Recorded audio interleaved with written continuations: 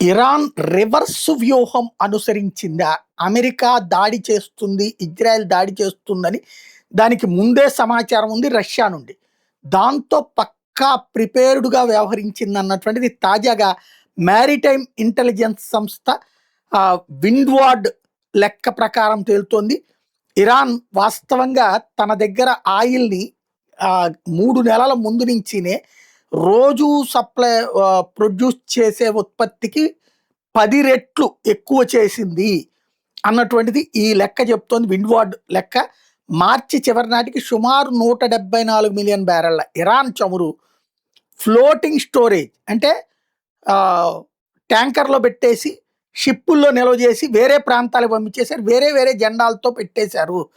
ఇందులో 158 మిలియన్ బ్యారెళ్ల ముడి చమురు ఉంది. మిగిలిన పెట్రోలియం ఉత్పత్తులు.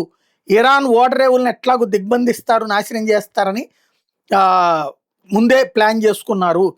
ఇరాన్ ఓడరేవుల్ని అమెరికా కంట్రోల్ చేసే టైంకి ఒక్క బ్యారెల్ చమురు కూడా అమెరికా పట్టుకోలేకపోయింది. నిజంగా ఆయిల్ ఉన్నటువంటి షిప్స్ ఉంటే కనుక అమెరికా లేదా ఇజ్రాయెల్ చేసిన దాడుల్లో పెద్ద ఉత్పాతమే సంభవించేది అన్నటువంటిది ఇప్పుడు నిపుణులు చెప్తున్న లెక్క. కనీసం 96 ఇరాన్ చమురు ట్యాంకర్లు మలేషియా తీరానికి సమీపంలో ఉన్నటువంటి జోహార్ దగ్గర నిలిపి ఉంచబడ్డాయి అన్నటువంటిది ఇప్పుడు అమెరికా అనుమానిస్తోంది. అక్కడ రహస్యంగా ఒక నౌక నుండి మరో నౌక షిప్ టు షిప్ సరుకు బదిలీ చేసి ఆపై చైనా ఓడరేవులకే తరలించి డబ్బులు సంపాదిస్తున్నారు ఇరాన్ పాలకులు. ఇరాన్ ముడి చమురుతో సంబంధం ఉన్నట్టు 129 ట్యాంకర్లు ప్రస్తుతం తమ ట్రాకింగ్ సిగ్నల్స్ని నిలిపేసి గోస్ట్ ఫ్లీట్లుగా ప్రయాణిస్తున్నాయి, ఎవరికి చిక్కకుండా అన్నటువంటిది అమెరికాకి ఇజ్రాయెల్ చెప్తున్నటువంటి సమాచారం.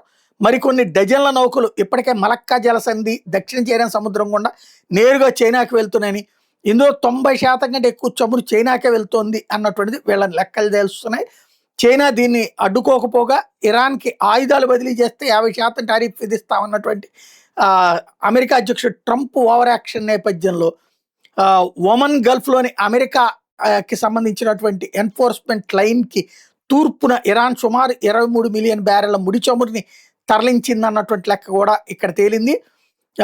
మొత్తం పక్కా ప్లాన్తో ఇరాన్ అమెరికాని దెబ్బ కొట్టగలిగింది అన్నటువంటిది నిపుణులు చెప్తున్న లెక్క.